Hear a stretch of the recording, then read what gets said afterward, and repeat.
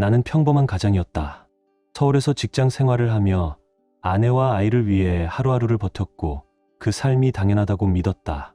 아침마다 식탁에 놓인 따뜻한 밥과 아이의 웃음소리가 내 인생의 전부라고 생각했다. 의심할 이유도 의심하고 싶을 이유도 없었다. 하지만 완벽해 보이던 일상은 아주 사소한 균열에서 무너지기 시작했다. 이상한 문자 한 통, 어긋나는 말 한마디, 그리고 설명되지 않는 침묵. 처음에는 내가 예민하다고 스스로를 설득했다. 사랑은 믿음으로 지켜야 한다고 생각했기 때문이다. 그러나 어떤 믿음은 진실을 외면하기 위한 핑계에 불과했다. 알고 싶지 않았던 사실들이 하나둘 연결되기 시작했고 그 끝에는 상상조차 하기 싫었던 진실이 기다리고 있었다. 아내의 거짓말, 오래된 관계, 그리고 내 아이라고 믿었던 존재에 대한 의문. 나는 서태민이다. 올해 48이 되었고 서울에서 회사원으로 살아왔다. 적어도 겉으로 보기에는 그랬다. 이 이야기를 시작하기로 마음먹은 이유는 변명하고 싶어서도 아니고 동정을 구하기 위해서도 아니다. 나는 도망치지 않을 것이다. 내가 믿었던 삶이 어떻게 무너졌는지, 그리고 그 과정에서 내가 무엇을 보았는지 있는 그대로 말하려 한다. 불과 얼마 전까지만 해도 나는 내 인생이 꽤 단단하다고 믿었다. 크게 흔들릴 일 없는 직장과 오래 함께한 아내, 그리고 아버지라는 이름으로 불리던 일상이 나를 지탱하고 있었다. 아침마다 같은 시간에 눈을 뜨고 지은이가 차려둔 밥을 먹으며 하루를 시작했고 저녁이 되면 현관 앞에서 들려오는 우진이의 발소리가 하루의 끝을 알려주었다. 그 반복이 지루하지 않았고 오히려 안심이 되었다. 지은이를 처음 만난 건 10년 전이었다. 회사 근처 카페에서였고 그날은 비가 내리고 있었다. 우산을 두고 나왔다며 곤란해하던 그녀에게 내 우산을 내밀었고 그 사소한 계기가 인연이 되었다. 그녀는 말수가 적었고 웃을 때 눈매가 부드러웠으며 사람을 불편하게 만들지 않는 선을 정확히 아는 사람이었다. 나는 그런 점이 좋았다. 연애는 빠르게 흘러갔고 결혼은 자연스러운 선택처럼 느껴졌다. 누구 하나 크게 반대하지 않았고 나 역시 다른 가능성을 떠올려 본 적이 없었다. 모든 것이 제자리에 있는 느낌이었다. 결혼 후 1년 만에 우진이가 태어났다. 그 아이를 처음 안았을 때의 감각을 나는 아직도 또렷이 기억한다. 작은 손이 내 손가락을 붙잡았고 그 힘이 생각보다 단단해서 나는 그 순간 이상하게 울컥했다. 지은이의 이마에 맺힌 땀을 닦아주며 고맙다고 말했을 때 나는 진심으로 이 가족을 지켜야겠다고 생각했다. 우리 가족은 특별할 것 없는 삶을 살았다. 주말이면 한강을 따라 걸었고 가끔은 자전거를 탔으며 여름이 되면 제주도로 휴가를 떠났다. 우진이가 처음 바닷물에 발을 담그던 날 차가운 물에 놀라 뒤로 물러서다 다시 웃으며 들어가던 모습을 나는 아직도 잊지 못한다. 그 장면은 오래도록 내 기억 속에서 봄처럼 남아 있었다. 그 자리에 있던 모든 시선 속에서 지은이와 상우는 완전히 무너졌다. 나는 부모님과 이 자리에 함께한 모든 사람들에게 고개를 숙이며 사과했다. 이런 모습을 보여드리게 되어 죄송하다고 말했다. 그러나 더 이상 거짓 속에서 살아갈 수는 없었다. 나는 이제 새로운 삶을 시작하겠다고 분명히 했다. 그날 밤 지은이는 짐을 싸서 친정으로 돌아갔다. 우진이도 함께였다. 아이에게는 엄마와 아빠가 잠시 떨어져 지내기로 했다고만 설명했다. 비록 내 아이는 아니었지만 우진이를 보내는 순간 가슴이 찢어지는 듯 했다. 그럼에도 이것이 모두를 위한 최선이라고 스스로를 설득했다. 다음 날 상훈의 회사에서는 불륜 사실이 알려지며 사직을 압박했다는 소식이 들려왔다. 지은이 역시 공통 지인들과 친구들로부터 완전히 등을 돌려줬다. 그들은 사회적으로 고립되었고 더 이상 예전의 자리를 유지할 수 없었다. 복수는 분명 통쾌했다. 하지만 그 뒤에 찾아온 공허함은 예상보다 깊었다. 텅 빈 집에 홀로 서서 이 모든 일이 어떤 의미였는지 스스로에게 묻기도 했다. 그러나 이것이 진실을 마주하기 위해 반드시 거쳐야 했던 과정이었다는 사실도 분명했다. 이혼 절차는 생각보다 빠르게 마무리되었다. 지은이는 더 이상 다투지 않았다. 불륜이 명확히 입증된 이상 법원은 대부분 내 손을 들어주었고 재산 분할 역시 그녀에게 거의 돌아가지 않았다. 서류 몇 장으로 10년의 결혼이 정리되는 순간 묘한 허탈감이 밀려왔다. 하지만 되돌릴 수 없다는 사실 또한 받아들였다. 상간자 소송도 승소했다. 상우는 상당한 손해의 배상금을 물게 되었고 재정적으로 큰 타격을 입었다. 소문에 따르면 그는 강남의 집을 정리하고 서울 외곽으로 이사했다고 했다. 그의 아내 역시 이혼을 선택했다. 배상금은 분할 납부로 합의했다. 이자를 붙이는 조건이었다. 그것이 내가 받을 최소한의 정이라고 생각했다. 지은이 역시 힘든 시간을 보내고 있다는 이야기가 들려왔다. 배신의 대가는 그녀의 일상 전체를 흔들어 놓았다. 친구도 일자리도 쉽게 돌아오지 않았고 결국 상훈과 함께 살게 되었다고 했다. 그러나 그것은 사랑이 아니라 남은 선택지가 그것뿐이었기 때문일 것이다. 우진이와 함께 도심 외곽의 작은 집에서 살아간다는 소식이 전해졌다. 이혼 후 1년이 지나 나는 서울을 떠나 제주로 내려갔다. 새로운 삶을 시작하기 위해서였다. 바다를 바라보며 서 있으면 햇살에 반짝이는 파도가 눈앞에 펼쳐졌다. 내 인생도 그렇게 다시 빛나기 시작하고 있다는 느낌이 들었다. 나는 이제 과거를 붙잡지 않는다. 배신과 거짓으로 끝난 결혼은 나를 무너뜨렸지만 동시에 나를 다시 세웠다. 복수는 목적이 아니라 과정이었고 진짜 승리는 그 이후에 찾아온 평온이었다. 나는 다시 내 삶의 주인으로 돌아왔다. 그리고 조용히 앞으로 걸어간다. 이제부터가 진짜 내 인생이기 때문이다. 사람들은 늘 말했다. 너는 참 복이 많다고. 아내 이야기를 꺼내면 동료들은 농담처럼 고개를 저었고 나는 그 말이 싫지 않았다. 내가 선택한 삶이 틀리지 않았다는 확인처럼 들렸기 때문이다. 의심은 그런 일상 속에서 아주 천천히 스며들었다. 처음에는 설명할 수 없는 느낌에 불과했다. 지은이가 외출하는 시간이 조금씩 일정해졌고 옷차림이 달라졌으며 거울 앞에 서 있는 시간이 늘어났다는 사실을 나는 애써 의미 없이 넘겼다. 그녀는 여전히 집안일을 했고 아이를 챙겼으며 나에게 불만을 드러내지 않았다. 하지만 어느 순간부터 나는 그녀가 집을 나서는 뒷모습을 바라보며 이유 없는 불안을 느끼기 시작했다. 설명할 수 없는 예감은 대개 틀리지 않는다는 사실을 그때는 알지 못했다. 나는 그저 내가 예민해졌다고 스스로를 설득했다. 지금 돌이켜보면 그때가 마지막으로 평온했던 시기였다. 아직 모든 것이 완전히 무너지기 전이었고 나는 여전히 믿고 있었다. 그 믿음이 얼마나 무모했는지 그리고 그 대가가 얼마나 컸는지는 조금 더 시간이 지난 뒤에야 알게 된다. 이 이야기는 바로 그 지점에서 시작된다. 식사 자리에서도 나는 두세 잔 이상은 마시지 않았다.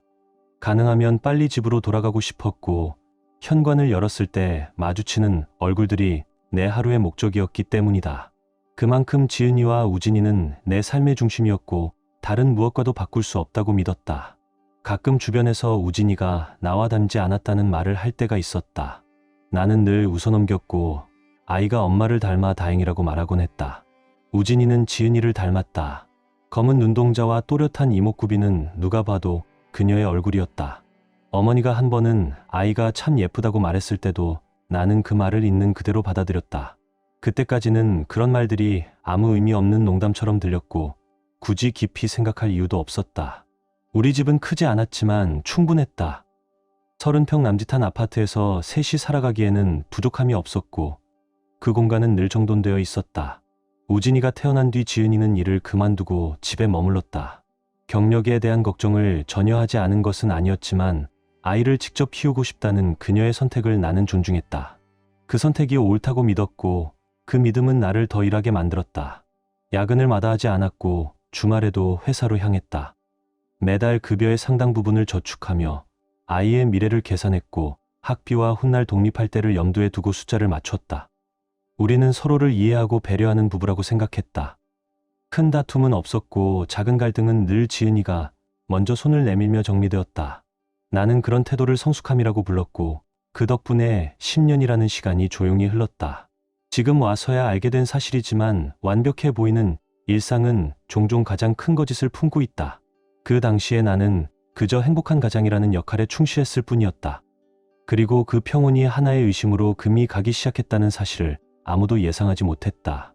모든 것은 아주 우연한 순간에 시작되었다.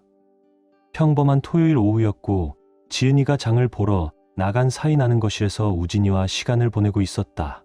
소파 위에 놓인 그녀의 휴대전화가 울렸고 알림 소리는 짧았지만 묘하게 귀에 남았다. 평소라면 지나쳤을 장면이었지만 최근 그녀가 메시지를 확인하며 보이던 미묘한 표정이 떠올라 무심코 화면을 보게 되었다. 문장은 길지 않았다.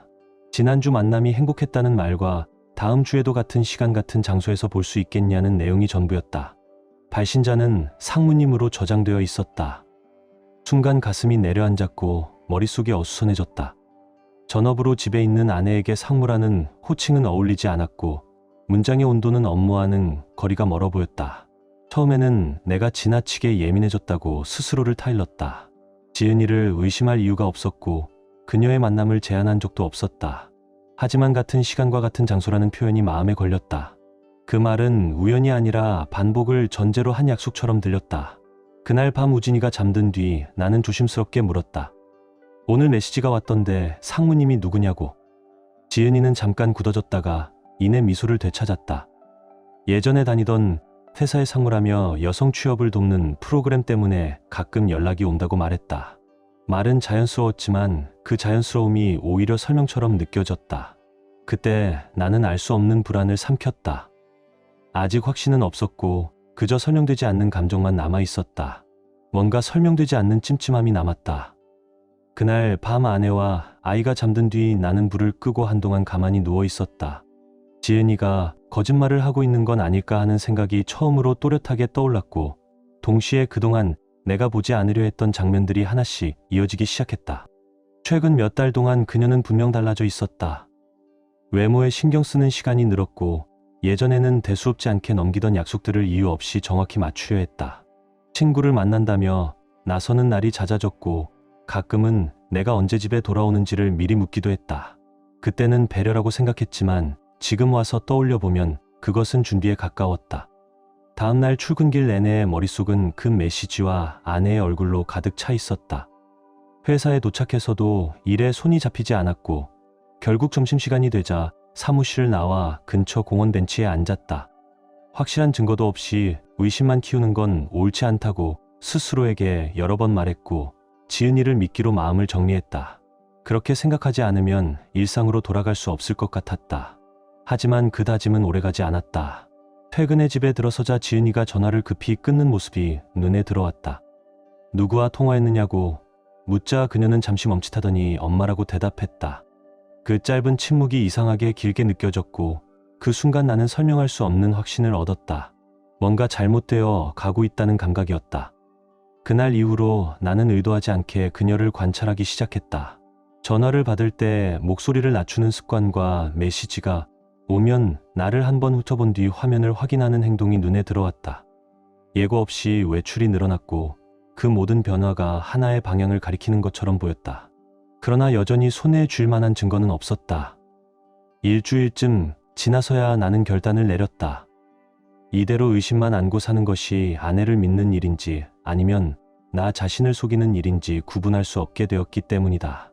아내를 조사해달라는 말을 꺼내는 순간 나는 스스로가 한없이 비참해졌지만 그럼에도 진실을 알아야 했다. 상대는 무표정하게 고개를 끄덕였고 사진과 일상 패턴 자주 가는 장소를 요구했다. 그 모든 정보를 내 입으로 말하는 과정이 나에게는 이미 하나의 고통이었다. 또다시 시간이 흘렀다. 집에서는 평소와 다름없는 얼굴로 생활하려 했었지만 마음속은 불안과 의심으로 가득 차 있었다. 아침마다 지은이가 건네는 인사와 우진이와 함께 웃는 순간마다 이것이 진짜인지 아니면 연기인지 스스로에게 묻게 되었다. 그리고 마침내 첫 결과를 받던 날이 왔다. 그는 말없이 봉투 하나를 내밀었고 나는 떨리는 손으로 그것을 열었다. 사진 속에서 지은이는 낯선 남자와 나란히 걸어 건물 안으로 들어가고 있었다. 시간이 흐른 뒤 같은 장소에서 다시 나오는 모습도 있었고 다른 장면에서는 카페에서 손을 맞잡고 앉아 있었다. 그 순간 내 세계는 소리 없이 무너졌다. 그 남자는 박상훈이라는 이름을 가지고 있었고 대기업에서 임원으로 일하며 이미 가정을 꾸린 사람이었다.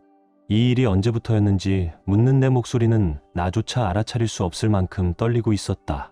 상대는 최소 몇 달 전부터 정기적으로 만나온 것으로 보인다며 더 깊은 조사가 필요하다고 말했다.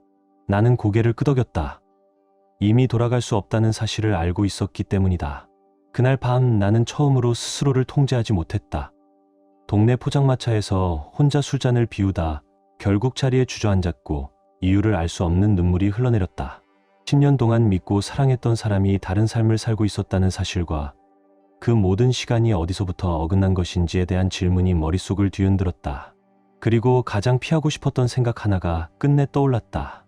우진이는 정말 내 아이일까? 그 질문이 떠오르는 순간 나는 더 이상 예전의 나로 돌아갈 수 없다는 것을 깨달았다.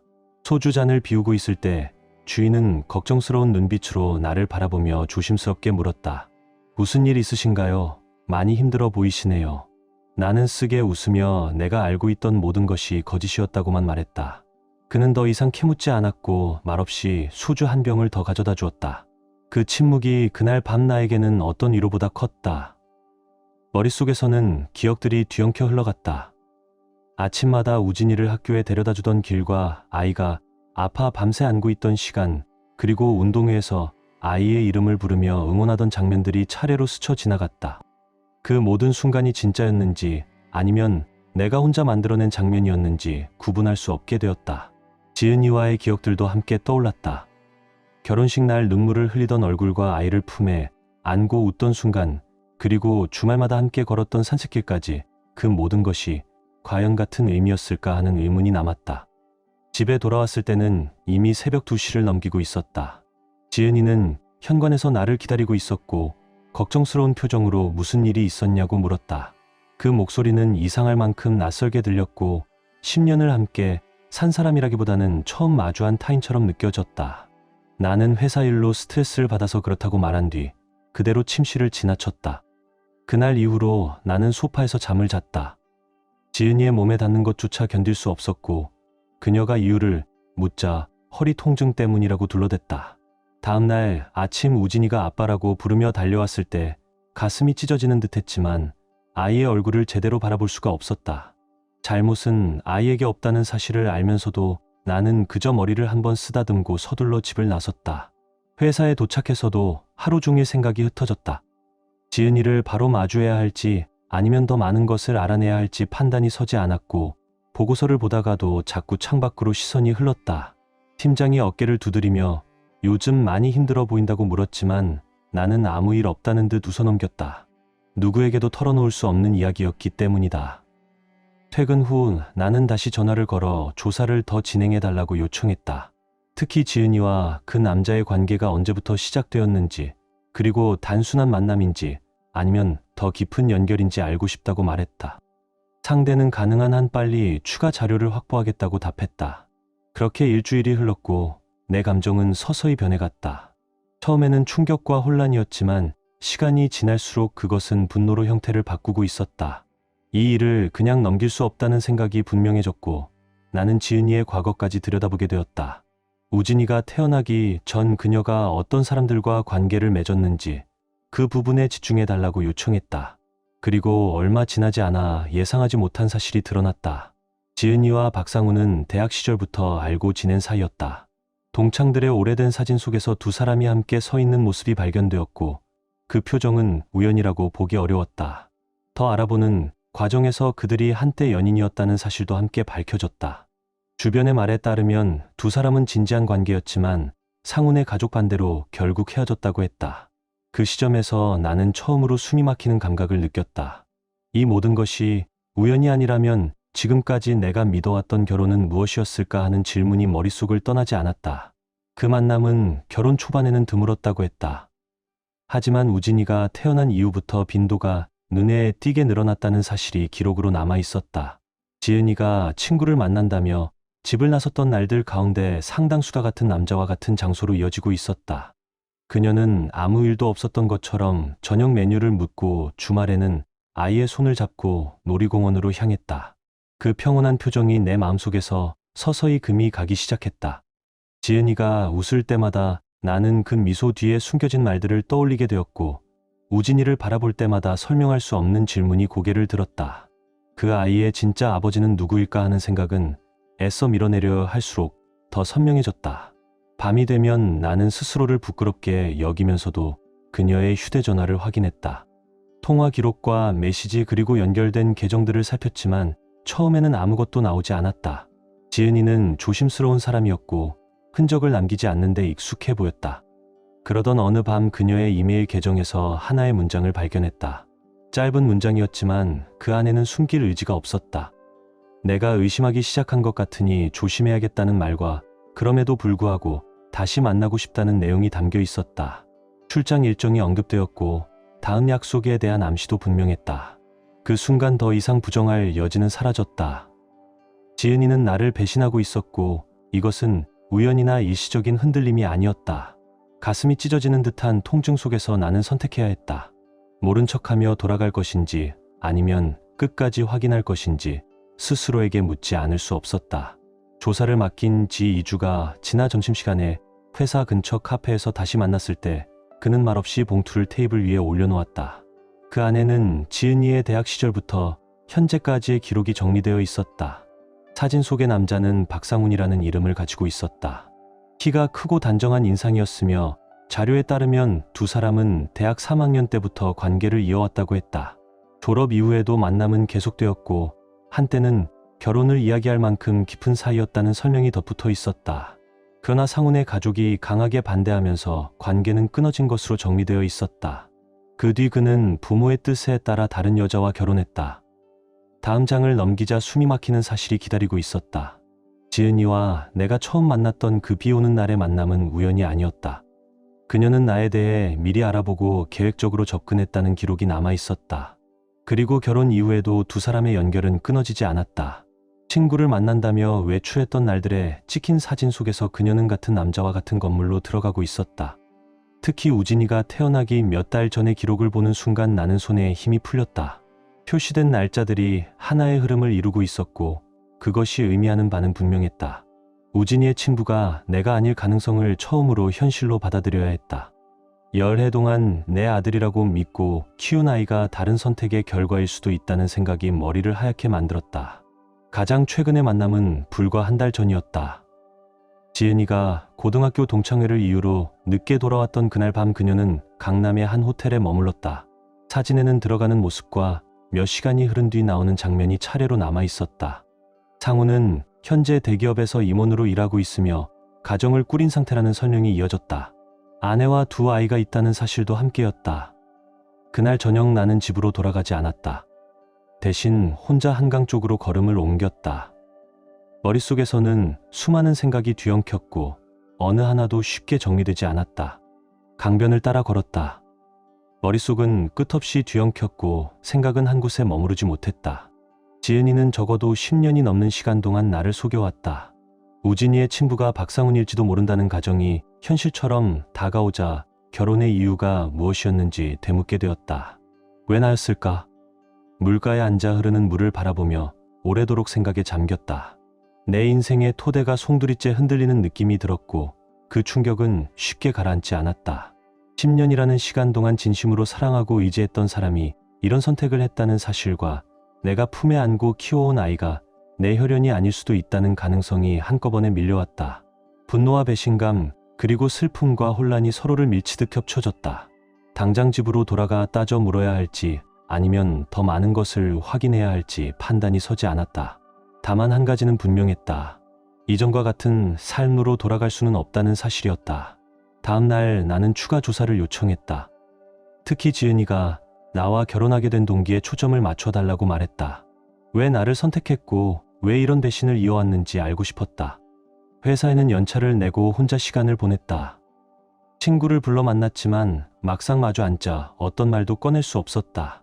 열해 동안 속아왔고 아이의 출생까지 의심하고 있다는 이야기를 쉽게 입에 올릴 수는 없었다. 결국 몇 잔의 맥주로 시간을 넘기고 일찍 자리를 떴다. 집으로 돌아오는 길에 지갑 속 가족 사진을 꺼내보았다.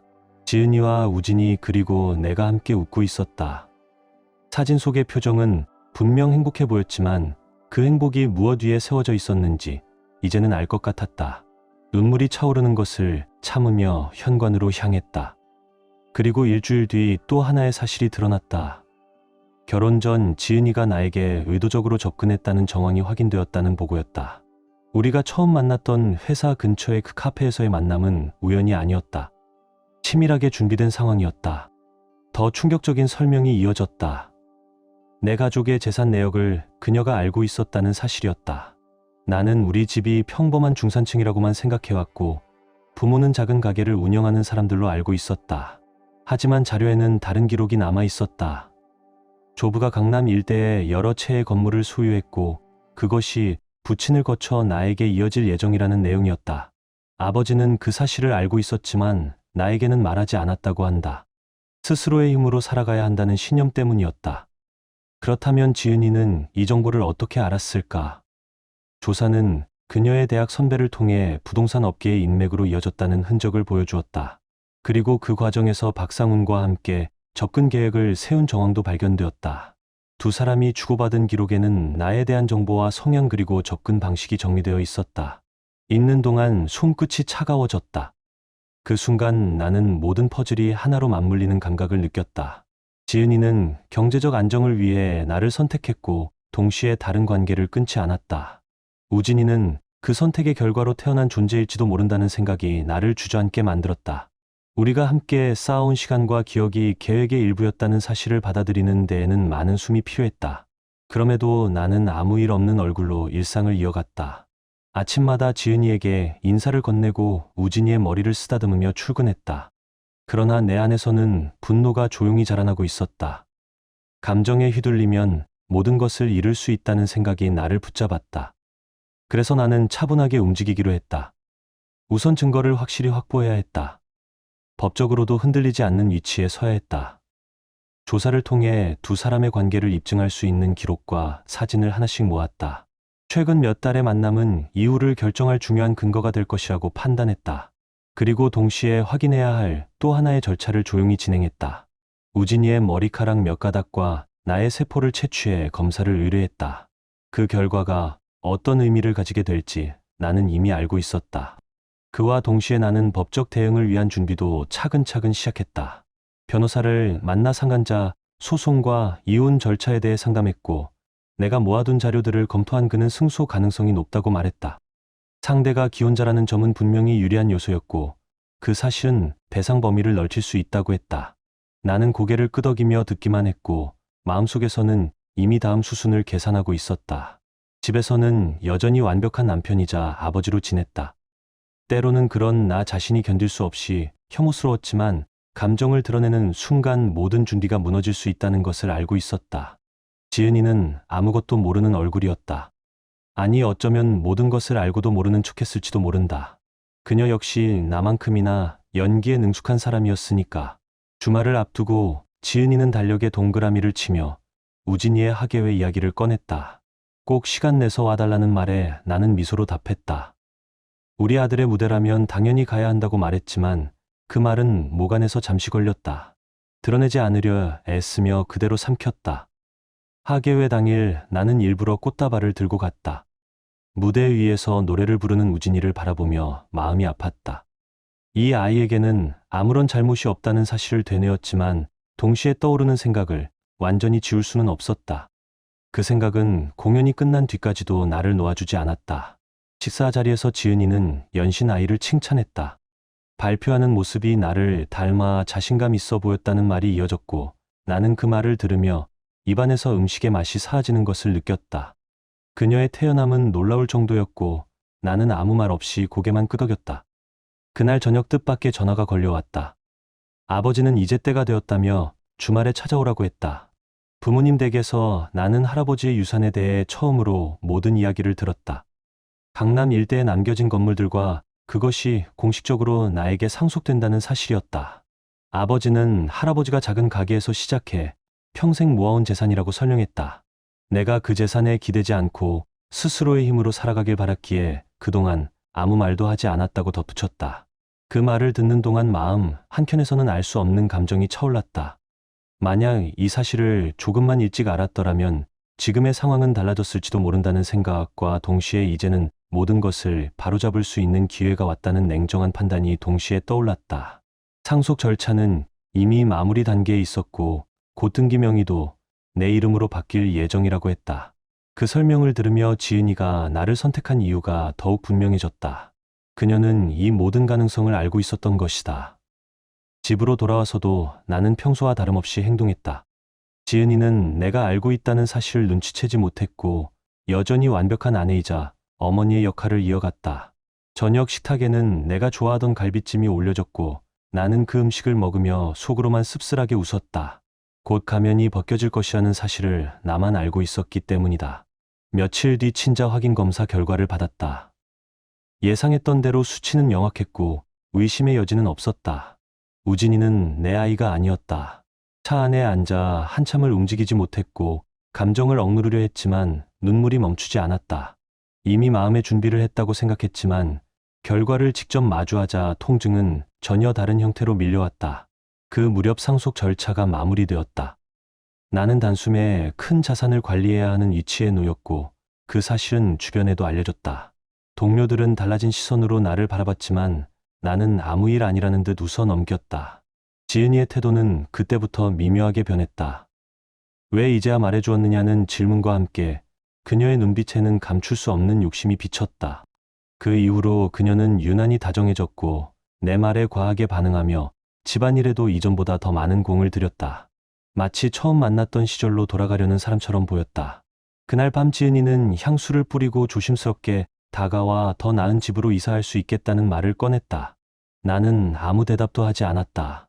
그 순간 내 안에서는 이미 다음 장면을 향한 준비가 끝나가고 있었기 때문이다. 속으로는 비웃고 있었지만 나는 미소를 지으며 곧 새로운 삶이 시작될 거라고 말했다. 물론 그녀가 상상하는 의미와는 전혀 다른 뜻이었다. 그 시점에서 모든 준비는 끝나 있었다. 증거는 충분했고 법적 절차도 이미 궤도에 올랐으며 경제적인 걱정은 더 이상 변수가 아니었다. 이제 남은 일은 지은이의 가면을 벗기고 그녀와 상훈이 선택의 대가를 마주하게 만드는 것뿐이었다.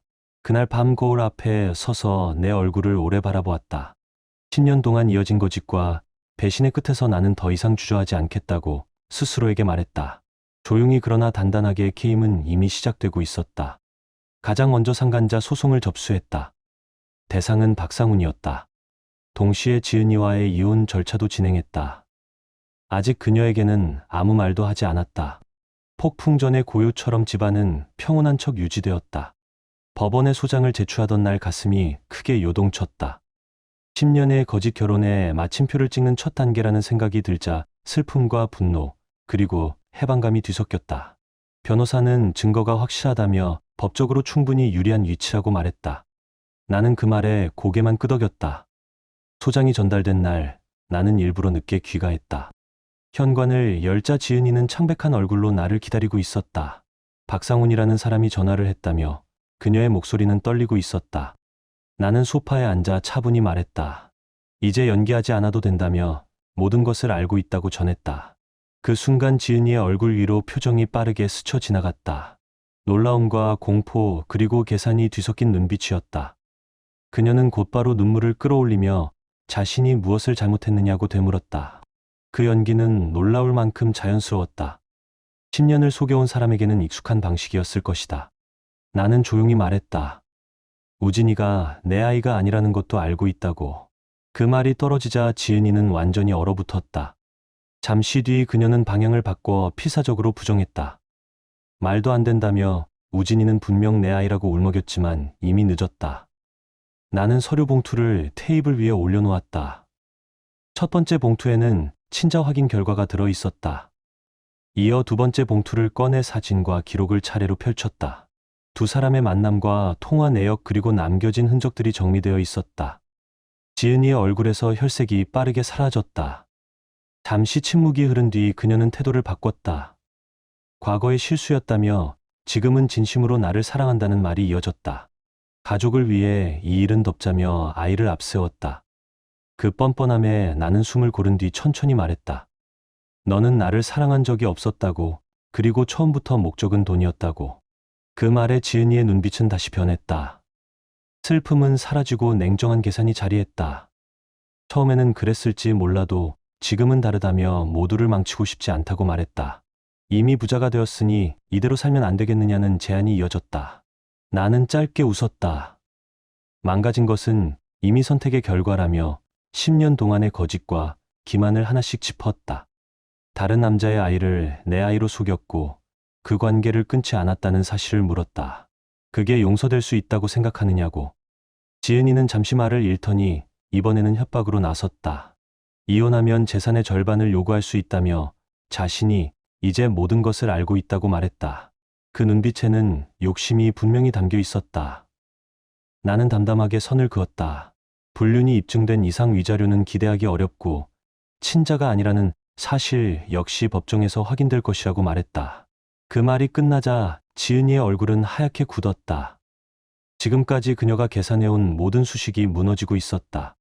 그제서야 지은이의 얼굴이 완전히 굳어졌다. 계획이 더는 작동하지 않는다는 사실을 깨달은 듯 공포가 서서히 번졌다.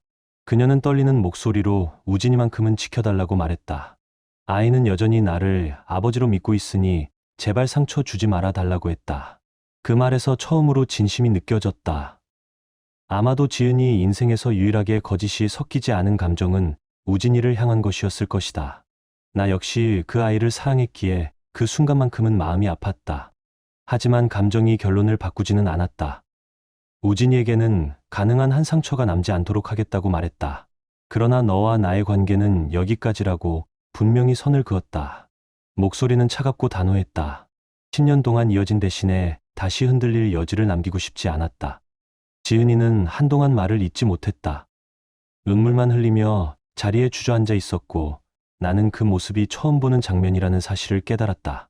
늘 자신감 넘치고 계산에 능했던 사람이 이렇게 무너진 얼굴을 하고 있다는 것이 낯설었다. 그 눈물이 진짜인지 연기인지조차 더 이상 중요하지 않았다. 다시 기회를 달라는 말이 이어졌지만 내 마음은 이미 굳어 있었다. 늦었다고 말하며 그동안 내가 얼마나 믿고 사랑했는지를 차분히 짚었다. 상훈과의 관계 그리고 우진이에 대한 문제 그리고 무엇보다 재산을 전제로 한 결혼까지 모두 언급했다. 말을 잇다 목이 막혀 더 이상 이어갈 수 없었다. 그날 밤 나는 소파에서 잠을 잤다. 지은이는 침실에서 밤새 흐느꼈고 나는 그 소리를 들으며 복잡한 감정 속에 머물렀다. 연민을 느끼지 않으려 애썼지만 10년의 시간은 쉽게 지워지지 않았다. 다음 날도 상황은 달라지지 않았다. 지은이는 하루 종일 사과하며 매달렸고 한 번만 더 기회를 달라고 말했다. 그러나 내 결심은 변하지 않았다. 다시 시작하자는 말과 상훈과의 관계를 끊겠다는 약속 그리고 우진이의 아버지로 남아달라는 요청이 이어졌지만 나는 고개를 저었다. 10년간의 거짓말을 이제 와서 믿을 수는 없다고 분명히 말했다. 그 무렵 상훈 쪽에서도 연락이 왔다. 처음에는 위협이었다. 소송으로 서로에게 득이 될 것이 없고 회사에서의 평판을 생각하라는 말이 이어졌다. 나는 담담하게 되물었다. 대기업 임원으로서 불륜 소송에 휘말렸다는 사실이 알려지면 어떤 결과가 따를지 생각해 본 적이 있는지 말이다. 잠시 침묵이 흐른 뒤 그의 태도는 바뀌었다. 합의금을 제시하며 얼마면 되겠느냐고 물었다. 돈으로 모든 것을 덮으려는 태도는 오히려 분노를 키웠다. 나는 이 일이 돈의 문제가 아니라 책임의 문제라고 분명히 말했다. 그리고 법정에서 만나자고 말한 뒤 전화를 끊었다. 다음 날 상우는 직접 찾아왔다. 지은이에게는 알리지 않은 채 근처 카페에서 그를 만났다. 10년 동안 내 아내와 관계를 이어왔고 내가 아들이라 믿어온 아이의 친부인 남자와 마주 앉았다는 사실이 묘한 감정을 불러일으켰다. 그는 유감을 표하며 말을 꺼냈다. 상황을 원만하게 해결할 방법을 찾고 싶다고 했다. 나는 그 말을 곱씹으며 그를 바라보았다. 10년이라는 시간과 그 결과 앞에서 원만함이라는 단어가 어떻게 성립할 수 있는지 이해할 수 없었다. 원만하게 해결할 수 있다고 생각하십니까? 분노가 목소리에 스며들었지만 나는 끝까지 침착함을 유지하려 했다. 상우는 잠시 망설이다 입을 열었다. 그는 대학 시절부터 지은이와 사랑했다고 말했고 가족의 반대로 헤어질 수밖에 없었으며 그 뒤에야 지은이가 나를 만났다고 설명했다. 처음에는 재산을 이유로 접근했을지 몰라도 지은이 역시 진심으로 나를 좋아하게 되었다고 그는 덧붙였다. 그 말은 위선으로 들렸다. 그렇게 진심이었다면 왜 다른 여자와 결혼했고 왜 지은이와의 관계를 끊지 않았는지 묻자 그는 고개를 들지 못했다. 지은이가 나를 진심으로 좋아했다면 왜 10년 동안 당신과의 관계를 이어왔느냐는 질문에도 답은 없었다. 잠시 뒤 그는 우진이가 자신의 아들일지도 모른다는 사실을 최근에야 알았다고 말했다. 임신 소식을 들었을 때는 내 아이일 거라고 생각했다고 덧붙였다. 나는 담담하게 말했다. 설령 그랬다 해도 달라지는 것은 없으며 당신과 지은이가 나를 속였다는 사실은 변하지 않는다고. 그는 깊은 한숨을 쉬더니 다시 돈 이야기를 꺼냈다. 소송이 진행되면 회사에서의 위치와 가족 관계에 큰 타격이 올 것이라며 합의금을 제안했다. 나는 자리에서 일어나 말했다. 이건 돈의 문제가 아니라 책임의 문제라고. 그리고 법정에서 보자고. 그날 이후 지은이에게 최후 통첩을 전했다. 이혼은 확정이며 조용히 합의한다면 우진이 문제는 최대한 소란 없이 처리하겠다고 말했다. 끝까지 버틴다면 결과는 달라질 것이라는 뜻도 함께 전했다. 지은이는 그 의도를 이해한 듯했고 결국 이혼에 합의했다. 그러나 그녀의 눈빛에서 이것이 끝이 아니라는 계산이 읽혔다. 합의가 진행되는 동안 나는 마지막 준비를 했다. 중요한 발표가 있다며 친척들과 공통 지인들을 집으로 초대했다. 지은이의 가족과 내 가족 그리고 가까운 친구들까지 불렀고 상훈의 아내에게도 초대장을 보냈다. 상훈 역시 초대했다. 초대장에는 그저 부부의 이름만 적었고 지은이가 의심하지 않도록 했다. 그녀는 이 자리를 이혼 전 마지막 가족 모임 정도로 생각한 듯했다. 모임 당일 나는 정장을 차려입고 일찍부터 준비했다. 음식을 마련하고 집안을 정리하는 동안 지은이는 유난히 들떠 보였다. 아마 이 자리에서 상황이 달라질 수 있다고 기대했을지도 모른다. 왜 갑자기 모임을 열었느냐는 질문에 나는 곧 알게 될 거라고만 답했다. 손님들이 하나둘 도착했다. 지은이의 부모님이 먼저 왔고 이어서 내 부모님과 친구들이 들어섰다. 마지막으로 상훈과 그의 아내가 도착했다. 상훈의 얼굴에는 불안이 역력했지만 그는 애써 태연한 척했다. 모든 사람이 자리에 앉자 나는 잔을 들었다. 오늘 이 자리에 와준 것에 대한 감사 인사를 전했고 특별한 이야기가 있다고 말했다. 시선이 한 곳으로 모였고 지은이의 얼굴에는 불안이 스쳤다. 나는 숨을 고른 뒤 천천히 말을 이었다. 10년 전 지은이와 결혼했고 우진이라는 아이를 얻었다고 말했다. 많은 이들이 우리 가족을 부러워했다고 덧붙였다. 그리고 잠시 멈춘 뒤 이 모든 것이 거짓이었다고 말했다. 방 안은 순식간에 조용해졌다. 지은이가 자리에서 일어나려 하자 나는 시선으로 제지했다. 최근 알게 된 사실이라며 우진이가 내 친자가 아니라는 말을 꺼냈다. 그 순간 모두가 얼어붙었다. 지은이의 어머니가 부정하려 했지만 나는 준비해둔 결과를 테이블 위에 올려놓았다. 그리고 우진이의 친부가 누구인지 밝혔다. 바로 이 자리에 있는 박상훈이라고. 모든 시선이 그에게 쏠렸고 그의 얼굴은 순식간에 창백해졌다. 그의 아내는 자리에서 일어나 믿을 수 없다는 말을 내뱉었다. 나는 준비한 자료를 차분히 공개했다. 두 사람의 만남이 기록된 사진들과 일정의 흔적 그리고 연락 내역을 정리해 설명했다. 이 관계는 결혼 전부터 이어졌고 지금까지 지속되었다고 말했다. 증거는 명확했고 누구도 반박하지 못했다. 지은이의 얼굴에서는 혈색이 사라졌고 그녀는 고개를 들지 못했다. 눈물이 흘렀지만 더 이상 그 눈물에 반응하는 이는 없었다. 나는 이어서 더 중요한 사실을 밝혔다.